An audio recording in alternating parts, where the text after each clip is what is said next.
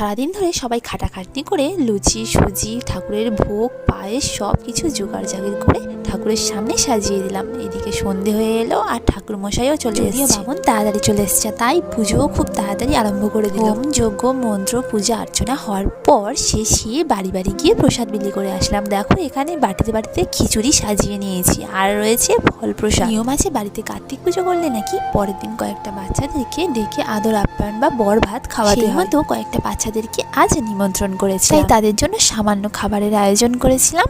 সেই খাবারের মেনুতে রয়েছে সাদা ভাত, মাছের মাথা দিয়ে মুগ ডাল, আলু ভাজা, শিম ভাজা, চিংড়ি ভাজা, উচ্ছে ভাজা, রয়েছে চিংড়ি দিয়ে বাঁধাকপি ঘন্ট, পাবদা মাছের পোস্ত বাটা, পোনা মাছের ঝোল, শেষ পাতে টমেটোর চাটনি আর পাঁপড়। আমার ছেলের বয়স 1 বছর 2 মাস।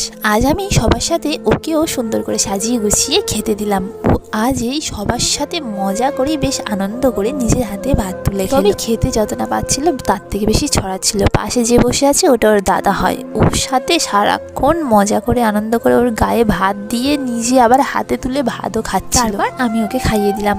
আজকের ভিডিও এইটুকু। কেমন লাগলো সবাই কমেন্টে জানিও। ভালো লাগলে প্লিজ চ্যানেলটি সাবস্ক্রাইব করো।